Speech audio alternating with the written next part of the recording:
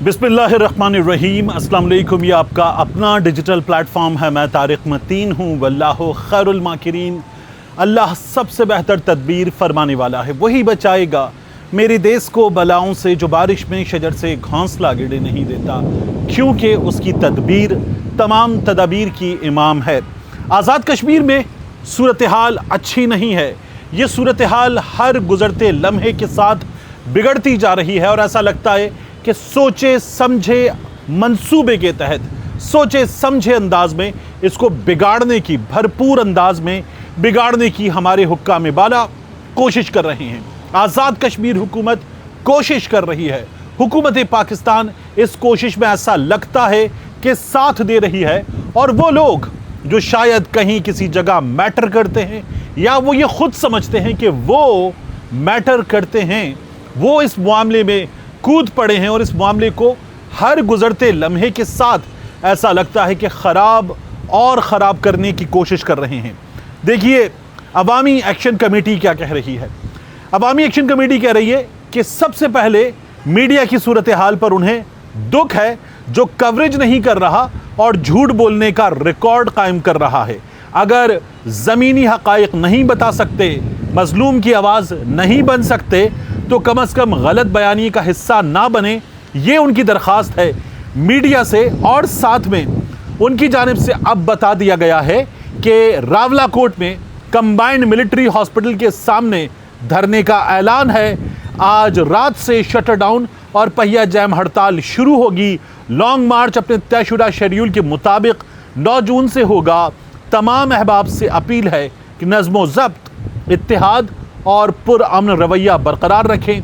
किसी भी इश्तियाल या अफवाह से बचें और अपनी जिद्दोजहद को मुनज़्ज़म और पुरअज़्म अंदाज में आगे बढ़ाएं।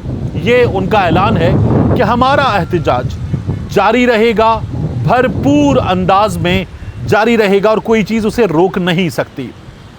इस एहतजाज के हवाले से मैं आपको बताऊं, human rights commission of Pakistan ने इस एहतजाज के हक़ में बात की तो क्या हुआ।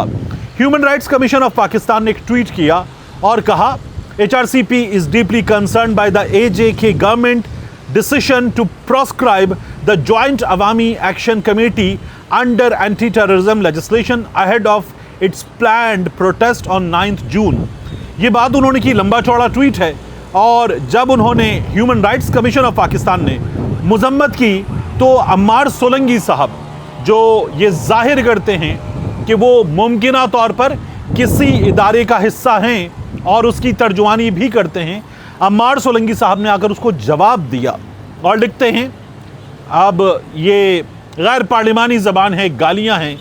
मैं ये कोशिश करता हूं कि इनमें से कुछ चीज़ें आपको ऐसे बताऊं कि उनका बताया हुआ धमकी आमेज़ पैगाम भी मैं आप तक पहुंचा दूं और साथ में इसको किसी तरह से हम मलफूफ रखें।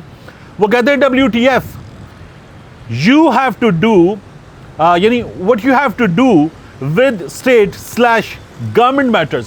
Human rights commission of Pakistan से पूछा जा रहा है कि आपका स्टेट और गवर्नमेंट के मैटर्स से ताल्लुक क्या है। यानी human rights commission of Pakistan का नहीं है तो किसका ताल्लुक है। आगे कहते हैं, mind your on ****ING business. गालियां और इन साहब की जानिब से गालियां जो ये बता रहे हैं कि वो कुछ किसी के लगते हैं और कुछ कर सकते हैं, कुछ ताकत रखते हैं। ये उनकी जानिब से हमें इस वक्त नज़र आ रहा है कि पैगाम दिया जा रहा है।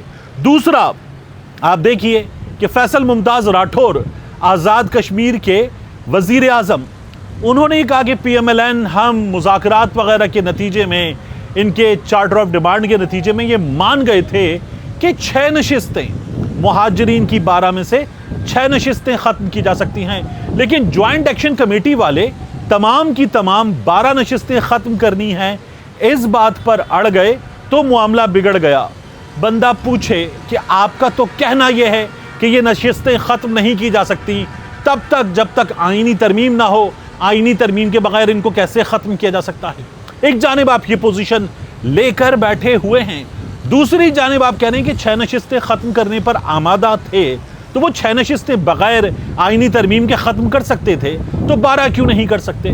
इसका मतलब है कि आपके दिल में खोट है और आप जो इल्ज़ाम उनको दे रहे हैं और साथ में अपनी मजबूरी आईनी और कानूनी मामलात बता रहे हैं, वो आपकी मजबूरी नहीं है। जो 6 ख़त्म कर सकता है वो 12 ख़त्म कर सकता है, और जो इतना बड़ा कानूनदान है, इतना बड़ा सियासतदान है, वो कैसे राज़ी हो गया कि जब मुज़ाकरात हो रहे थे तो बैठकर बात की जा रही थी। ये मामला अपनी जानिब इस वक्त जवाब तलब है। अब इन हालात में पाकिस्तान तहरीक-ए-इंसाफ के रहनुमा सरदार अब्दुल क़य्यूम नियाज़ी कहते हैं, हुकूमत होश के नाखुन ले, अवाम पर तशद्दुद और इंटरनेट की बंदिश किसी सूरत कबूल नहीं। हुकूमत पाकिस्तान और हुकूमत आज़ाद कश्मीर की मुसलसल वादा खिलाफियों और अवामी एक्शन कमेटी के साथ किए गए मुआहिदों पर अमल दरामद ना करने की शदीद अल्फाज में मजम्मत करते हैं। हुकूमत की इसी गैर संजीदगी और नाअहली के बायस एक्शन कमेटी ने 9 जून को पुरअमन एहतजाज की कॉल दी है। याद रहे कि यह एक्शन कमेटी किसी एक गिरोह का नाम नहीं, बल्कि इसमें तमाम सियासी जमातों के लोग शामिल हैं और ये पूरे आज़ाद कश्मीर के गयूर अवाम की आवाज़ है। तो आपको नज़र ये आ रहा है कि जॉइंट एक्शन कमेटी अपनी जगह फर्म है, सियासी जमातें उसका साथ देते हुए फर्म हैं, और हुकूमत जो उनसे मुज़ाकरात कर रही थी, बात कर रही थी, अब हुकूमत ने पैंतरा बदला है। रियासत आज़ाद कश्मीर ने पैंतरा बदला है। हुकूमत पाकिस्तान ने उनका साथ दिया है, क्योंकि आज़ाद कश्मीर में अगर पाकिस्तान पीपल्स पार्टी की हुकूमत है तो आप ढके छुपे अंदाज में कहें या जिस अंदाज में भी, आप इस वक्त उनके साथ मौजूद हैं। जिस तरह मरकज़ में नून लीग की हुकूमत है और पीपल्स पार्टी वाले ये कहते तो हैं कि हम उनके साथ नहीं हैं, लेकिन आप उनके साथ हैं। तो यहाँ पर जो हुक्मरान हैं वो वहाँ पर मौजूद लोगों पर इस वक्त जुल्म ढा रहे हैं और उनके बुनियादी आईनी जमहूरी हक को रोक रहे हैं। मैंने आपसे पहले भी कहा था, मैं दोबारा कह रहा हूँ कि ये रियासत का फैसला है, ये रियासती ताकतों का फैसला है, गैर सियासी ताकतों का फैसला है कि अब एहतजाज की, भरपूर एहतजाज की, लॉन्ग मार्च की, ऐसे एहतजाज की कि जिसके नतीजे में सड़क बंद हो, मूवमेंट रुक जाए, सिस्टम को मफलूज किया जाए और अपनी एहतजाजी ताकत के ज़रिए अपने मुतालबात मनवाने की तरफ जाया जाए। इस बात का फैसला कर लिया गया है कि ऐसे एहतजाज की रियासत इजाज़त नहीं देगी। ये रियासत पाकिस्तान का और फिर साथ में यहाँ जो रियासत पाकिस्तान में हाइब्रिड हुक्मरान हैं उनका आज़ाद कश्मीर के लिए भी फैसला है कि ये नहीं करने दिया जाएगा।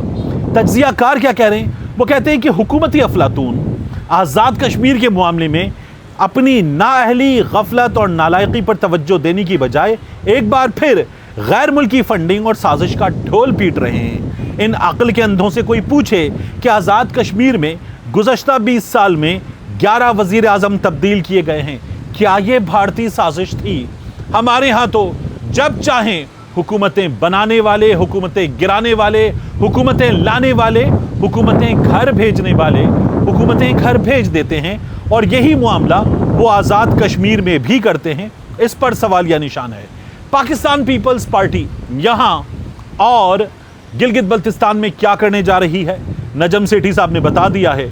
उनका ये कहना है कि 28वीं आईनी तरमीम और बजट के मामले पर पीपल्स पार्टी के साथ एस्टैब्लिशमेंट की या गैर सियासी ताकतों की या जिनकी होनी है उनकी डील हो जाएगी। उनका ये कहना है कि पाकिस्तान पीपल्स पार्टी वाले गिलगित बल्तिस्तान और आज़ाद कश्मीर में हुकूमत मांग रहे हैं। अगर डील ना हुई तो पीपल्स पार्टी फारिग होगी। नैब के केसेस तैयार हो रहे हैं। सिस्टम ने ये दिखाया है कि वो क्या कर सकते हैं, क्या करने जा रहे हैं, और इसके हमें सिंध में आसार नजर आना शुरू हो गए। इस्लामाबाद में सहाफ़ियों को बुलाकर बताया गया कि सिस्टम क्या तैयारी करके बैठा है, और यही सब कुछ हमें इस वक्त पाकिस्तान के टेलीविज़न के टॉक शोज़ में नज़र आ रहा है। हमारा मीडिया बेशर्मी के साथ ये बता रहा है कि क्या किया जाएगा, किसको निकाल दिया जाएगा, किसको रखा जाएगा, कौन इस वक्त वाहिद अवेलेबल चॉइस है और किसके लिए सिस्टम में ना है। ये हमारी जमहूरियत की इस वक्त कुल औकात है। आखिर में जाते जाते एक बार फिर आपसे दरखास्त, मैंने आपसे कहा था हमने कराची में स्ट्रीट क्राइम की सूरत हाल पर डिटेल्ड डॉक्यूमेंट्री अपलोड की है तारिक मतीन 2.0 पर, जिसे आप मेरी दरखास्त पर सब्सक्राइब कर रहे हैं उसे सब्सक्राइब कीजिए, क्योंकि आने वाले दिनों में बहुत से तारीखी मौज़ूआत पर, बहुत से कंटेम्प्रेरी मौज़ूआत पर हम उस चैनल पर आपके लिए डिटेल्ड वीडियोस तैयार करेंगे, जिन्हें हम बड़ी मेहनत के साथ बना रहे हैं। मिलते हैं इंशाल्लाह आपसे अगली वीडियो में।